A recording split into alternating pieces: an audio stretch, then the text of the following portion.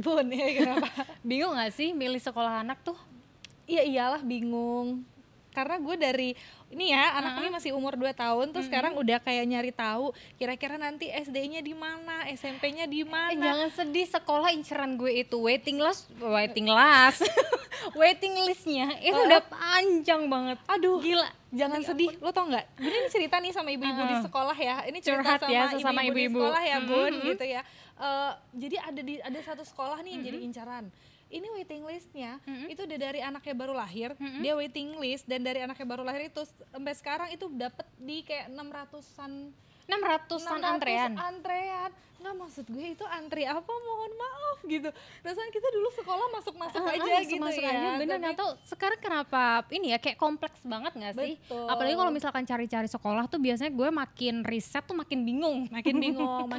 Tapi kalau mungkin kayak kita sekarang anaknya masih kecil-kecil, jadi kita nyari yang dekat rumah ya. Bener gitu banget. Ya. Tapi kalau udah gede kan pasti Tetap kita picky kan tetap sebagai kita orang pikir, tua, karena ngaruh banget kan lingkungan. mau kan anaknya kayak anak-anak COC kemarin Iya, kan. bener-bener. Gitu kan. Bismillah goalsnya Iya itu ya. gitu kan. Tapi tenang Bun ya, Kenapa kita tuh? jawab keresahannya Bunda Wow. dan juga ayah Bunda yang lagi nonton, pokoknya semua yang lagi nonton. Karena kan kalau kita butuh konsul nggak sih kalau ngomongin soal sekolah, butuh Iyalah. ngobrol sama pakarnya. Bener, karena makin nge-googling yang tadi gue bilang makin bingung. Iya, gitu makanya kan. kita langsung aja tanya pakarnya, tepatnya ada di sebelah saya sekarang. Iya, kita hadirkan di sini. Hai Miss Hai Miss Monik. Monik.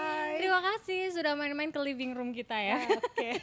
Jadi ini udah ada Miss Monik ya. Kamu kenalin dulu Miss Monik Christian. Ini adalah pakar pendidikan dan juga founder Tes Bakat Indonesia. Benar ya, Miss? Hai. Bener banget. Bener banget. Aduh, Miss kayaknya- Monik udah dengar curhatan kita tadi?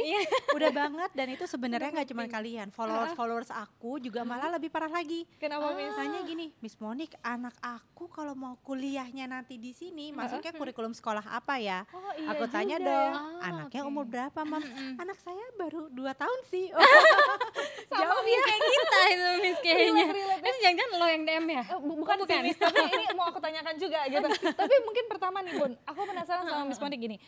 Dalam memilih sekolah anak nih ya Miss, apa dulu sih yang harus dilakukan dan dipersiapkan atau diprioritaskan orang tua gitu? Coba spill. Kurikulumnya kah, lingkungan sekolahnya kah, atau justru biayanya atau apa gitu? Iya, karena Miss? kurikulum juga macam-macam kan, ada Montessori lah, ada Cambridge dan lain-lain gitu. Betul, Miss. betul, betul. Yang pertama sebenarnya suami istri dulu nih, sepakat bikin family goal.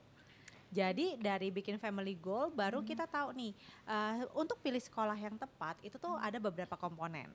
Kebanyakan orang cuma mikirin tipe kurikulumnya. Tadi ya udah disebutin nih, ada Montessori, ada Cambridge, ada IB, ada active learning, and so on banyak banget. Belum lagi kalau tadi ya mau negeri gitu kan, atau sekolah bilingual, banyak banget.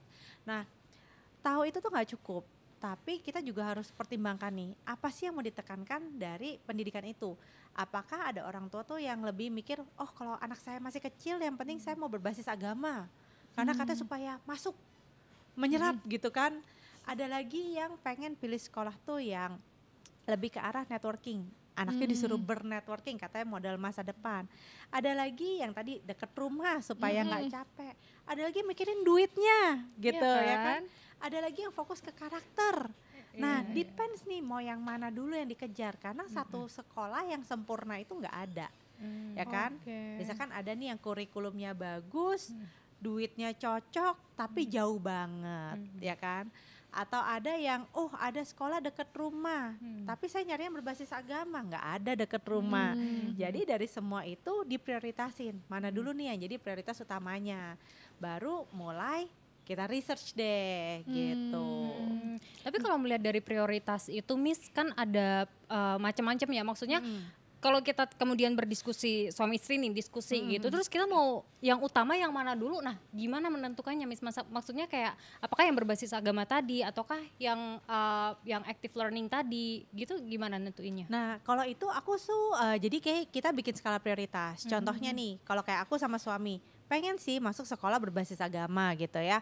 Jadi mungkin aku cerita dikit gini. Dulu tuh aku tuh tinggal di Jakarta Selatan. Kita pengen sekolah yang pengen sekolah international schools karena kita pengen anak kita bisa bahasa Inggris. Nah terus waktu itu ada 2 sekolah gitu yang jadi pilihan, ya kan? Satu kurikulum IB, satu kurikulum Cambridge. ya kan. Walaupun anak aku tuh waktu itu aku kebetulan memang aku ikutin dia tes minat bakat, disarankan yang kurikulum IB. Tapi waktu itu suami bilang kayak kita cari yang berbasis agama deh gitu. Jadi kita waktu itu daftarin lah yang di kurikulum Cambridge tapi berbasis agama karena kita merasa oh pas anaknya masih kecil gitu ya, pengennya moral-moral agama itu masuk dulu gitu kan. Kayak gitu. Jadi dan kamu coba tebak ya, aku survei sekolah sebelum aku masukin anak aku itu berapa sekolah yang saya survei? Berapa Miss? Biasanya sih paling 3, 4, 5. 10. 10. Aku benar-benar survei 10. Wow, kenapa seniat itu Miss sampai 10 sekolah di survei? Karena jadi aku tahu gitu, aku mulai dari yang dari dekat rumah aku cari sampai yang mungkin radiusnya sekitar nyetir 30 menit gitu. Ada sekolah yang kurikulumnya aku suka banget, terus oke banget gitu ya, nggak terlalu jauh, tapi kita merasa kayaknya bukan yang ini deh, kayaknya tuh 30 menit kita lebih pikir, anak masih kecil, kalau nanti pas supirnya nggak ada repot banget, jadi lebih pilih yang dekat rumah. Jadi kalau aku anaknya masih kecil, aku prefer tuh yang dekat rumah kayak gitu. Jadi dan aku itu juga gini, kalau aku itu pas survei sekolah, aku selalu usahakan datang pas jam makan siang atau jam istirahat. Karena Kenapa Miss? Karena kalau nggak kan ketemu marketing ya. Iya. Kalau marketing pasti kecapnya selalu nomor 1 ya. Oke. Kalau datangnya pas jam istirahat, kamu kan bakal ngeliat anak-anaknya berinteraksi. Jadi kayak ada satu sekolah yang aku survei waktu itu nih ya, deket rumah banget, jalan kaki aja paling 10 menit. Kurikulumnya aku suka. Terus gurunya tuh yang ekspat semua, dan ekspatnya ini bukan ekspat turis loh ya, ekspat yang bener-bener guru, punya sertifikat, punya pedagoginya, Oke, Which is banget good lah ya. ya. which is gitu. good banget. Anak aku udah aku trial juga, wah cara ngajarnya tuh keren banget, disiplin banget. Nah pas aku survei, suami yang notice, lah kok anaknya masih SD ngomong sama saya aja udah yang kayak, hi bro, hi man, how are you? Kok tua banget ya, dewasa sekali gitu ya kan? Ternyata ada faktor lain yang buat kayaknya enggak nih gitu Iya, ya. jadi kayak, aduh kayaknya kok ini anak-anak SD-nya waktu itu mau masukin kelas 1 SD kan, udah ngomongnya sama temen juga hi bro, hi mate, yang aduh kayaknya tuh unsur ketimurannya tuh nggak ada sama sekali, jadi kita mundur dari sekolah itu gitu. Takutnya di Cara rumah manggil komunikasinya. bapaknya hai bro jadi. Besti sama bapaknya. Ternyata ini salah satu cara penting nih harus dicatat. Kayaknya kita mau survei ceknya berarti pas waktu jam makan siang ya. Iya. Nice info, oke kita catat. Tapi Miss, aku penasaran gini, karena tadi kan Miss sudah mention ya sebagai pakar pendidikan pasti kan udah memperhatikan lah ya soal kurikulum-kurikulum yang ada gitu kan. Sebagai ibu juga udah survei ke 10 sekolah gitu kan, padahal anak juga masih kecil. Nah, boleh nggak sih Miss diceritain, maksudnya dikasih info ke kita, karena jujur kita masih belum cari tahu banget nih gitu ya soal masih clueless kurikulum-kurikulum yang ada di Indonesia saat Oke. ini dan menentukannya yang cocok untuk anak tuh kurikulumnya apa dan gimana gitu. Oke, gini. So basically di Indonesia tuh 3 kurikulum yang paling banyak lah ya, yang paling famous adalah kan pasti kurikulum Merdeka. Merdeka. Itu punyanya sekolah swasta Indonesia lah ya, sekolah Oke. nasional ya. Di mana kurikulum Merdeka ini dia mulai mengadopsi kurikulum dari luar negeri tuh, yang pembelajarannya terintegrasi sebenarnya, ya kan? Yang ada ujian tapi mulai ada proyek juga. Guru harus mengajar dengan aktivitas juga, walaupun mungkin porsinya belum sebanyak kalau sekolah yang berbasis international schools. Nah, terus yang kedua paling banyak lagi adalah sekolah Cambridge. Cambridge. Yang kurikulum Cambridge ini dia itu sebenarnya lebih drilling, lebih academics, tetapi dia pun beberapa tahun terakhir mulai memasukkan unsur-unsur project based juga, gitu ya. Seperti itu. Nah, yang ketiga adalah IB. Kalau IB itu mama-mama suka bilang gini, kalau di IB tuh anaknya nggak belajar, abis kelihatannya kayak main-main doang. Padahal sebenarnya mereka bukan bermain. Logikanya itu mereka bukan bermain, tetapi kita menggunakan aktivitas-aktivitas yang menyenangkan untuk anak gitu ya, supaya dia tuh mengerti gitu kan. Nah, tapi semua kurikulum itu ada plus minusnya. Menurut saya nggak ada satupun kurikulum yang sempurna. Contohnya kalau misalkan Cambridge kurikulum, ya kan, oh ya kayak sekolah zaman dulu dong kita ya, cuman belajar misalkan apa bunyi sila ke-1 Pancasila, hafal tuh, ketuhanan yang Maha Esa. Mulai banyak perdebatan kan, kalau hafal nggak tahu aplikasinya buat apa, Iya. ya kan. Tetapi Cambridge itu terstruktur. Hari ini belajar ini, bukunya ini, besok ujiannya ini, terstruktur. Oh, Ya. oke. Sedangkan kalau IB dia lebih menekankan ke aplikasi. Contoh, mungkin pertanyaannya adalah, coba dong kamu peragakan sila pertama Pancasila gimana? Oke, dia harus tahu dulu dong, harus ingat. Oh, Sila sila pertama satu itu itu apa Tuhan gitu yang Maha ya. Esa. Cara saya aplikasikannya, oke Miss, saya berdoa. Nah, Oke. sebenarnya kalau orang tua melihat cuman kayak main-main doang. Mm-mm. Padahal logikanya kalau dia nggak ingat, dia nggak paham, dia tidak bisa Dia nggak tahu, melakukan. iya. Tetapi kalau yang berbasis kayak IB ini, kekuatan guru, kualitas guru menjadi sangat penting. Oke. Kenapa? Karena tidak ada bukunya, nggak ada panduannya. Jadi guru tuh harus punya resources yang banyak, dari research, dari rajin baca, ya kan ya. Karena kalau dia nggak well knowledge, dia nggak kreatif, anak-anaknya nggak belajar. Nah, jadi itu yang saya bilang kan, kurikulum nggak ada yang sempurna. Tetapi baik Cambridge maupun IB sama-sama sadar akan kekurangan masing-masing, kelebihan masing-masing. Mereka pun terus mengembangkan. Jadi Cambridge itu udah mulai banyak masukin sisi-sisi project juga, ya kan. IB pun mulai ada quizzes seperti itu, ya kan. Jadi ya saling belajar satu sama lain. Itu baru 3 besar tuh, kurikulum Merdeka, Belum IB dan yang Cambridge. lain-lainnya. Belum yang lain-lainnya lagi yang mungkin tuh banyak yang masuk ya. Mungkin kan kayak kalau Montessori juga lumayan besar, tapi kebanyakan kan hanya di tingkat TK. Benar-benar. Ya jarang yang bisa sampai all the way sampai SMA kalau di Indonesia ya. Tapi di luar itu masih ada kurikulum AP, kurikulum Pearson Edexcel, kurikulum Waldorf. Banyak banget semuanya. Ya. Belum lagi gimana dong? homeschooling. Homeschooling itu sekarang mulai naik. Ya lagi booming Gitu. ya. Mulai naik. Mulai naik. Oke. Terus gimana caranya dong, Miss, kita tahu anak kita kayaknya sesuainya sama kurikulum yang ini Gimana? nih gitu. Oke. Itu gimana tuh? Oke, kalau dari aku sendiri sebenarnya ada 2 hal yang bisa dilakukan. Ya, satu, orang tua melakukan observasi ke anak. Gitu ya. Jadi anaknya tuh suka mainnya apa, gimana dia punya karakter, apakah dia lebih ke arah eksakta atau mungkin lebih ke arah yang art gitu kan ya. Terus yang kedua, kalau anaknya masih terlalu kecil itu kan dia itu masih fluid sekali. Kalau ditanya-tanya juga kadang jawabannya kan belum tentu mencerminkan. Nah, saya selalu bilang ini, cara paling cepat, cara paling mudah sebenarnya mengikuti anak di tes minat bakat. Kenapa? Kalau anak kita lakukan tes minat bakat, at least kayak orang ngaca ya, Ada dapat gambaran ada lah gitu. gambarannya gitu kan, atau at least ini tuh kita kayak dapat petanya. Oke. Ya, jadi kayak dapat roadmapnya, nggak cuman pilih kurikulum sekolahnya, tapi les-lesannya apa, beli mainannya di rumah apa, ya. Oh, Karena sedetail itu ya Miss berarti? Sampai mainan juga.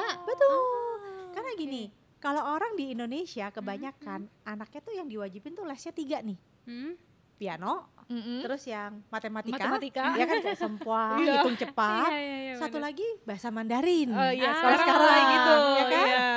Padahal kayaknya belum tentu cocok loh buat anak kita, ya kan? Dan kalau misalkan kita masukin dia les, dia nggak suka, berhenti lagi, itu udah buang waktu, buang uang ya Cin, ya kan? Sedangkan sama juga dengan beli mainan anak.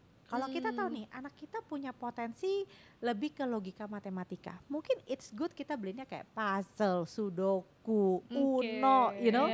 Anak kita lebih ke art, mungkin kita bisa beliin dia paint, even kalau liburan ajaknya ke museum gitu kan. So it's very different gitu. Oke, bisa masuk ke list kita menarik nih ya. untuk tes Iya, minat iya, bakat iya. ya Miss Kalau Monik. tes minat bakat itu anaknya diapain aja sih, Miss? Penasaran deh. Apalagi kan kalau misal anak kecil nih masih 2 tahun gitu, dia akan dilihat apanya nih? Maksudnya dalam tes itu tuh akan dilihat disuruh apa nih anak gitu. Oke, so basically ada 2 kategori nih. Kalau anaknya itu sudah di atas 4 tahun atau 5 tahun yang dia sudah bisa diajak komunikasi ya, lebih mandiri gitu, kita itu bisa ngikutin tes psikologi. Atau kita sebutnya tes psikotes ya. Itu biasanya tuh kayak ada interviewnya, tanya jawab gitu kan. Kan kalau suruh nulis capek ya. Terus ada main gamenya, ada suruh gambar-gambarnya, ada berceritanya. Apa yang didapat? 1, skor IQ-nya. kita bisa tahu anak kita itu lebih tipe yang kemampuannya tipe anak yang teoritis atau yang praktikal. Dari situ ya udah kelihatan dong masuk sekolahnya yang mana ya. Yang kedua kepribadiannya. Jadi kita bisa lihat nih anaknya kemandiriannya gimana, inisiatifnya gimana, ketelitiannya gimana. Banyak misalkan mama-mama kaget, kok secara potensi anak saya jago ngitung padahal nilai hitungannya dia biasa aja loh, Miss di rumah, di sekolah.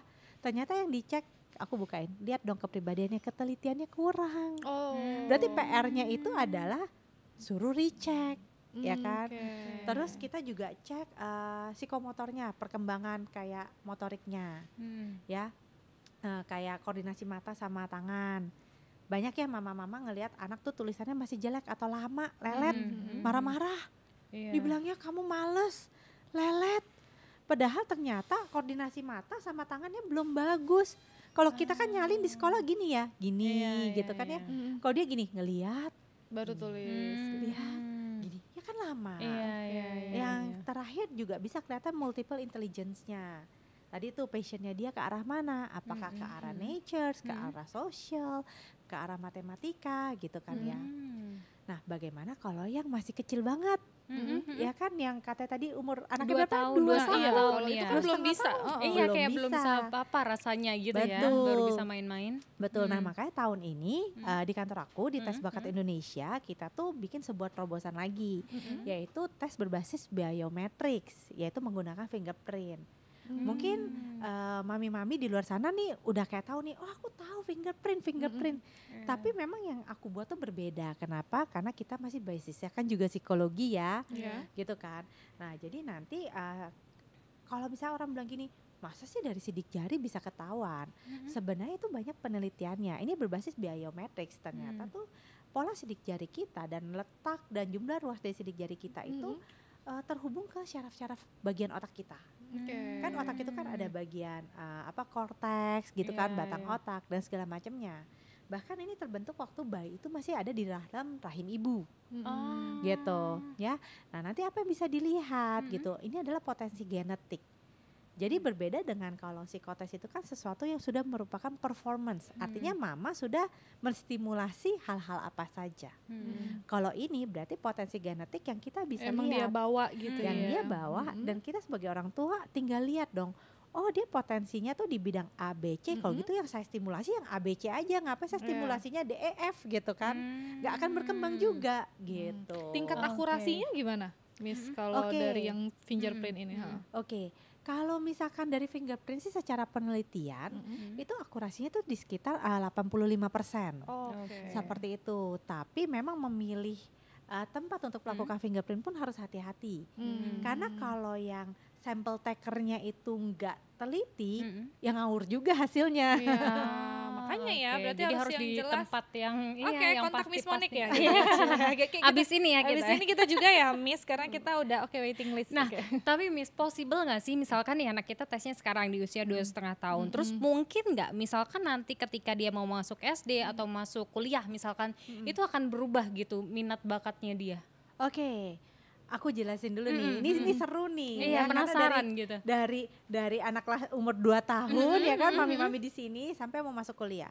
Ya, kita itu percaya kalau namanya potensi itu kayak benih. Ya, benih misalkan kalau kita punya benih lemon ditanam pasti jadinya lemon ya. Gak mungkin tuh sama-sama jeruk tapi gak mungkin jadi jeruk Bali gitu kan. Tapi berapa banyak tuh parents yang rasa gini, aduh kenapa ya kok anak gue jeruknya lemon asem sepet gitu ya. Kenapa sih gak jadi jeruk Bali yang gede? Which is you cannot. Ya kan? Karena itu namanya potensi. Jadi harusnya kamu ukur masih kecil sampai besar itu akan cenderung menetap. Ya, jadi fokus kembangin kekuatan anak-anak kita. Jadi kalau anak kita kuatnya itu misalkan public speaking gitu, it can be like one of your, right? Gitu. Kalau yang kuatnya matematika ya bisa jadi scientist gitu. Nah, berbeda dengan kepribadian. Kalau kepribadian itu pasti wajib harus dikembangkan terus, ya. Nah, yang ketiga adalah patience atau minat. Kalau minat tergantung seberapa rajin kita as a parents kasih dia exposure. Anak nggak mungkin suka sama yang namanya fotografi kalau emang seumur hidup aja nggak pernah nyoba. Anak nggak mungkin suka sama coding atau IT kalau seumur hidup pun tidak pernah dikasih coba. Iya. Right, jadi memang kita as a parents harus expose sebanyak-banyaknya.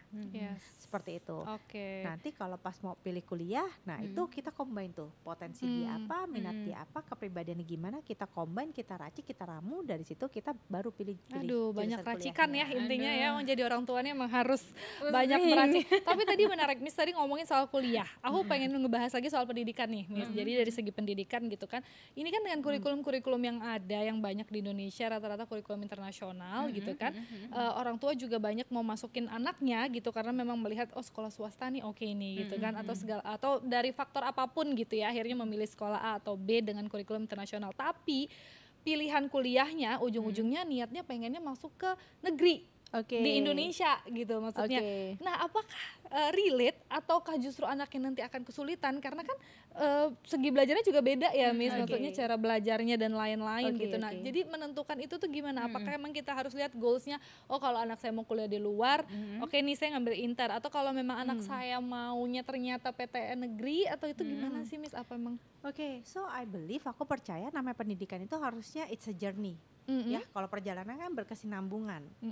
Tapi kita boleh berencana, tapi kan belum tentu Di perjalanannya nggak sesuai ada ya. yang berubah. Ya kalau anak-anak yang mau kuliah ke luar negeri udah pasti lebih baik dia ambilnya dari sekolah SPK karena paling nggak udah nggak struggle sama bahasa. Nah tapi kalau kita balik, anak saya udah dari kecil nih sekolah di kurikulum internasional tapi mau masuknya PTN. Gimana dong Miss Monique? Saya percaya kita punya kemampuan adaptasi. Contoh kalau kamu mau jadi kedokteran, kamu nggak mungkin kuliah di luar negeri. Iya. Karena ijazahmu nggak bisa dipakai di sini. Betul. Kuliah psikologi, hukum, ya kan? Itu udah pasti harus lokal. Di Indonesia. Ya, akan ada struggle nggak? Akan pastinya. Ya, kenapa? Karena cara belajar itu beda banget. Ya kan? Tapi saya percaya kasih mereka waktu 6 bulan sampai 1 tahun untuk adaptasi.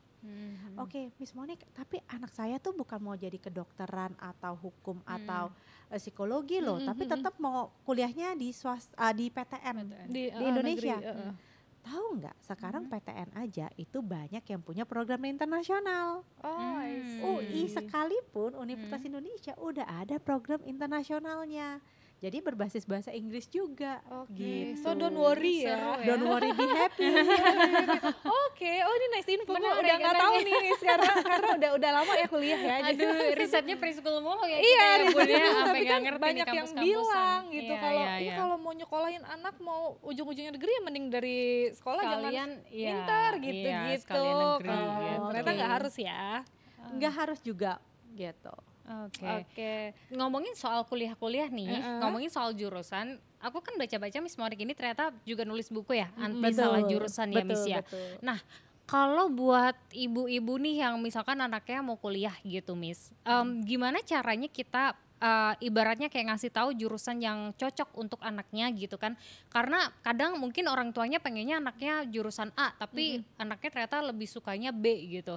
Kadang Cara orang tua ngasih taunya gimana? maunya gimana Iya. gitu Apakah ya. orang tua yang harus menurunkan ego gitu atau seperti apa? Seperti yang Miss bilang tadi. Oke, gimana cara orang tua bisa ngomongin ke anak gitu ya. Yang pertama balik lagi nih, duduk bareng-bareng ya. Orang tua tuh harus teredukasi gitu ya. Kasih kesempatan untuk si anak cerita dia tuh mau ke arah mana. Tapi ini ada jebakan backman-nya. Kadang anak-anak sebut dia itu mau kuliah apa, tapi sebenarnya dia juga nggak tahu itu tuh ngapain, gitu loh. Jadi memang aku tuh suka sarankan dibanding nyasar mendingan ikut tes minat bakat. Kenapa? Biar lebih pasti. Lebih ya. pasti, karena contoh ya, ada murid aku bilang, oh aku mau jadi fashion designer. Setelah ikut tes minat bakat, aku bilang, aku nggak rekomen loh jadi fashion designers karena kemampuan 3 dimensinya juga kurang, gambarnya juga nggak bagus. Kita tanya dong, kenapa sih mau jadi fashion designer awalnya? Jawabannya gini, karena aku mau bikin catwalk. Oh, mohon maaf nih, itu jurusannya bukan fashion designer. Atau jawabnya karena aku mau punya brand fashion. Mohon maaf nih, itu ambilnya fashion merchandising atau fashion business. Atau ada lagi nih, oh karena mau ikut teman. Misal, Karena mau ikut kan. teman, Iya. iya. Sekarang kan Gitu. Jadi tuh terkadang anak aja tuh ketika dia nyebut satu nama jurusan, dia tuh belum tentu paham betul Ngerti akan ya. itu. Yes. Nah, yang kedua, tapi kalau kita balik dari sisi orang tua, ya, kadang orang tua itu juga nggak update, gitu ya. Misalkan anak bilang, aku mau kuliah kuliner gitu ya kan ya. Mahal loh kuliah kuliner kan. Iya benar. Cuman bilang ngapain buat jadi kayak si Mbok di dapur gitu pakai masak gitu. Dia nggak tahu sekarang kalau kita bisa kerja di restoran as a head chef yang di 3 Michelin star itu gajinya juga besar luar biasa. Iya betul. Jadi aku juga sarankan orang tua nih juga harus update Keep nih sama updating informasi. ya. Benar, Karena setuju sekarang gitu. zaman udah beda juga ya Miss ya. Udah beda. Benar, apalagi kalau Iya. misalkan tes minat bakat bisa duduk bareng ngelihat hasilnya gitu kan sambil Betul. menentukan bareng supaya nggak salah langkah gitu kan. Iya, Betul. iya, iya. Nah tapi ngomongin juga nih soal pemilihan sekolah nih, misalkan gitu kan kita tadi ngomongin kurikulumnya atau sekolah yang berbasis agama lah maunya orang tua atau seperti apa. Tapi kan gini Miss, banyak kan sekarang lagi terjadi banyak ya, maksudnya kasus-kasus bullying yang terjadi akhir-akhir ini justru mostly juga kebanyakan dari sekolah swasta, sekolah internasional, sekolah elit yang kita tidak menjamin bahwa oh ini sekolah udah mahal tapi bullyingnya juga ada nih gitu kan. Nah itu gimana Miss, seberapa besar pengaruh pemilihan sekolah dengan si bullying ini? Oke. Nah, yang pertama bullying itu terjadi kan karena berbagai faktor. Ya, memang harus dilihat juga nih dari culture sekolahnya. Nah, jadi kalau tadi aku bilang kan kalau mau cek sekolah itu pas jam istirahat kan melihat anaknya. Atau cara kedua pas bubaran. Kalau itu biasa kita bisa ikut nguping mama-mama yang lagi pada gosipan. Ya. Nguping mama-mama yang lagi pada gosipan. Nah, jadi kita pertama tuh kita juga cari tahu dulu nih dari orang-orang yang sekolahnya di sana, apa yang mereka rasakan as a parents di sana, ya kan? Ngorek-ngorek info lah ibaratnya ya. Nah, yang kedua, tapi pilih sekolah tuh yang sesuai dengan apa planning kita ke anak tuh juga penting. Contoh, misalkan anak kita tuh tipenya yang thinking out of the box gitu ya. Kayak dulu ya Albert Einstein, itu kan kayak di sekolah itu karena dia saking pintarnya dia dianggap weirdo gitu kan. Mungkin kita juga punya anak tuh yang mungkin thinknya out of the box ya. Terus kita paksa masukin ke sekolah yang very academic, yang very strict, yang kalau ulangan adanya tuh jawabannya tuh titik koma nggak boleh meleset kalau nggak salah. Pasti dia akan dicapnya sama guru ini nggak perform. Padahal dia sebenarnya emang pemikirannya tuh innovations gitu kan, kritis. Teman-teman akan melihat dia apa? You're a weirdo, aku nggak mau main sama kamu ini orang aneh misalkan kayak gitu. Ya, atau misalkan kita masukin ke sekolah elit, wah yang biayanya tuh cering-ceringnya mahal banget gitu ya. Nah, berarti kita udah tahu dong yang sekolah di situ itu sosial ekonominya tuh menengah atas. Mungkin buat mereka bawa iPhone ke sekolah, MacBook ke sekolah, atau pakai tas branded ke sekolah emang sesuatu hal yang biasa. Tapi kita sebagai keluarga mau mengajarkan anak kita adalah saya punya value hidup sederhana ya, nggak boleh pakai barang-barang mewah. Kamu kebayang nggak ketika anak-anaknya semua pakai tas branded, kita dan anak kita minta beli, kita cuma bilang jangan ya, mama nggak mau kamu tuh bermewah-mewah, itu tidak baik. Apa yang terjadi di sekolah? Dibully anaknya ya? Iya, anak kita pasti dianggap karena beda, aneh, karena beda, dibully.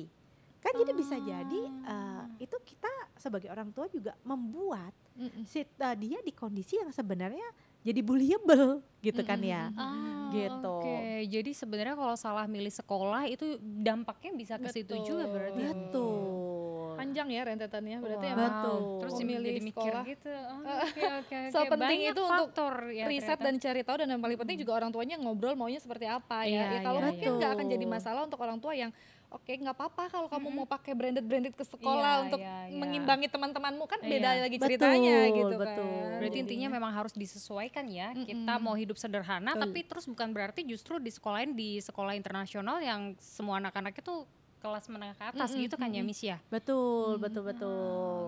Oke, ada lagi. Aku mau nanya soal Banyak sebenarnya pertanyaan kepala gue nih. Sekarang nih Miss, kenapa kita berlomba-lomba? Kita juga ya, kita orang tua, tapi gue juga bertanya ya, kenapa kita tuh berlomba untuk memasukkan anak kita ke sekolah yang bagus? Itu mostly swasta ya sekarang gitu kan, yang menjadi opsi. Kita pun begitu ya, harus kita akui gitu ya. Padahal kita dulu nih, zaman kita dulu, saya dulu sekolah yang maunya rebutan negeri gitu kan, rebutannya negeri unggulan lah, negeri plus lah segala macam gitu. Tapi kenapa sekarang justru bergeser ya tampaknya ya, jadi ke swasta gitu ya Miss ya?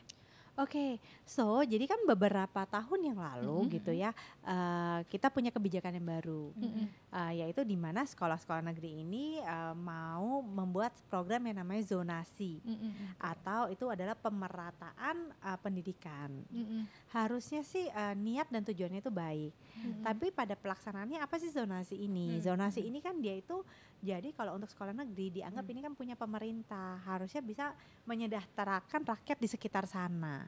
Ya kan, sehingga sudah kayak kalau dulu itu sekolah negeri masih ada saringan masuknya. Tes ya. Betul. Iya. Kalau yang negeri unggulan ya disortir lah nilai raportnya, IQ-nya apa segala macam. Nah, kalau sekarang karena zonasi berarti diambil tuh dari usia, dari lokasi tempat tinggal, lalu juga harus ada komposisi antara anak-anak yang yang daftar, yang dari kelas berada, dan juga anak-anak KJP. KJP itu kan yang ditanggung oleh pemerintah, ya kan, sehingga memang jenjangnya tuh jadi jauh sekali. Nah, kebayang nggak ketika kita itu namanya kita environment atau komunitas akan bergerak lebih cepat kalau kita itu kan homogen ya, maksudnya ya. Nah, ketika ini ada anak yang pintar sekali, ada anak yang mungkin punya keterbatasan, digabungkan jadi satu, semua jadi canggung. Anak-anak yang mungkin punya IQ yang tinggi, kepandaian yang tinggi gitu, ngerasa tidak termotivasi. Karena aduh kok belajarnya lambat sekali. Sedangkan anak-anak yang penuh keterbatasan, suruh ngajar juga nggak bisa. Kan gitu kan. Gitu. Jadi akhirnya melihat fenomena ini gitu, akhirnya banyak orang tua yang jika melihat anaknya itu memang memiliki potensi yang baik, dia akan lebih memilih ke swasta. Dan dia akan pilih dong pasti swastanya itu yang secara potensi akademik sesuai dengan kemampuan anak-anaknya. Gitu. Oh gitu Bu. Gitu. That's why itu alasannya terjawab ya. Terjawab ya, ternyata ya sistem juga zonasi penasaran. itu nggak semuanya bisa cocok ternyata ya. Betul. Tapi kalau sekarang Miss yang lagi ngetren pendidikan soal untuk anak ini yang terbaru gitu, yang misalkan orang tua harus tahu itu apa yang sesuai minat dan bakat anak gitu, atau yang kedepannya juga harus diperhatikan orang tua gitu. Oke, yang kedepannya harus diperhatikan orang tua untuk yang lagi ngetren sekarang. Orang tua tuh jangan FOMO. Gitu, Bun. ya. Kita ngomongin FOMO, Iya, jangan FOMO ya. Karena gini loh, orang tua tuh kadang FOMO. Sekarang tuh udah trennya tuh sekolah SPK. Jadi kan maunya, oh anak saya harus sekolah SPK supaya bisa cas-cis-cus, kalau nggak keren gitu ya. Padahal balik lagi nih, dilihat ya minat bakat anaknya, value keluarganya, dicari yang cocok. True story, ada teman saya yang anaknya itu waktu SD itu sekolahnya di sekolah berbasis agama, di sekolah nasional, SMP itu dipindahin ke sekolah SPK, ya kan FOMO ya, hanya 1 tahun dibalikin lagi. Oh gitu. Alasannya katanya, kayaknya saya lebih cocok dengan cara ngajar dan karakter di sekolah yang terdahulu gitu, ya kan? Atau ada nih, dulu aku juga pernah ngajar, aku ngajar gitu ya. Ada murid itu, kalau sekarang kata orang tua kan juga begini ya, banyak mama-mama bilang gini, mendingan cari sekolah tuh yang berbasis activity, jangan yang ulangan-ulangan tuh udah kuno, udah susah. Tapi dulu aku pernah punya murid, ya sekolahnya di berbasis activity, kok ini udah kelas 1 SD baca nggak bisa, tambah-tambahan nggak bisa, kayak susah banget. Terus parentsnya tuh pindahin dia ke sekolah nasional. Ya, saya nggak sengaja ketemu mamanya 1 bulan kemudian, mamanya cerita gitu, Miss Monik, anak saya sekarang wah udah bisa kali-kalian tambah-tambahan, udah bisa Justru di baca sekolah lancar gitu. Cocok di nasional berarti ya Miss. dengan cara ngajar yang benar-benar harus di drilling. Jadi waktu saya ngajar dia kan ya, saya pakai misalkan stiker-stikeran nih, A sama B sama A, B, kita ajak main. Coba kamu cari puzzle, tulis misalkan angka 1 gimana, cari permainannya. Dia blunder banget gitu. Tapi ternyata dengan dikte, dengan apa dia bisa. Jadi itu sebenarnya jangan FOMO gitu loh. Pendidikan yang baik, yang sebaik apapun kurikulumnya, saya percaya tuh anak sama sekolah tuh kayak benih sama tanah. Ya, kita nggak mungkin ya nanam pohon kelapa di atas gunung, stroberi di pantai, terbalik ya. Nah sama, sekolah sama anak itu kayak benih sama tanah, carinya tuh yang cocok gitu. Dan nyari yang cocok itu adalah tugas orang tua lagi gitu ya. Intinya harus riset ya, jangan Riset, cari males tahu. dan jangan FOMO. Kalau bisa ada, maksudnya kalau bisa ikut tes minat bakat ya. Kalau Yes. memang nggak ada atau nggak bisa ya cari tahu sendiri ya minat Iya, bakat iya, anak di harus rumah riset, seperti harus apa. tahu. Betul. Observasi gitu. anak kayak yang tadi Miss bilang ya. Betul. Ada yang mau ditanyakan lagi, Bu? Aduh cukup jelas nanti, Kayaknya tapi saya mau ngobrol off lagi the nih. record aja Iya, nanti ya. iya. Sama Miss Monik ya. Karena emang ternyata Tetep. kalau ngomongin sekolah anak ataupun apapun soal anak tuh emang banyak banget yang bisa Iya. diobrolin gitu ya. Sumpah nih gue kayak kuliah sih 4 SKS nggak sih? 4 4 SKS cara SKS ya. memilih sekolah Cara anak memilih yang gitu. baik dan benar dan Yes. supaya anak nggak kena bully, ini penting banget penting sih. penting. Tapi Iya, iya. Miss Monik ada lagi yang mau ditambahin mungkin terakhir tips atau Ada yang apa, mau atau apa? iya disampaikan ke para Oke. orang tua ini? Buat para parents nih ya, aku tuh cuma selalu kayak ngomongin ke para parents itu 2 hal gitu ya. Jangan jadikan anak itu perpanjangan tangan orang tua. Oke. Atau yang kedua, jangan jadikan anak itu pemenuh broken dreams orang tua. Itu. Oh, dalam loh itu loh. Oke. Mimpi gue nggak tercapai, ya udah Anak anak gue. gue. Anak gue, Nah, betul. Jadi sasaran Biarlah biasanya. anak mengejar mimpinya Iya, sendiri. Itu quotes karena- dari gue. Oh, ya. wow. Lumayan. Oh, Miss Regina. Iya bisa gini. Gue miss loh emang ya. Aduh, oke. Off the record ya. Iya, oke. Thank you ya. Terima kasih banyak Miss ya Miss Monik Monik, ya. insight-nya Sama-sama. pasti bermanfaat banget buat moms, ibu-ibu, bapak-bapak yang lagi nonton kita hari ini. Terima kasih Miss. Thank you. Thank you, Miss thank you. Monik.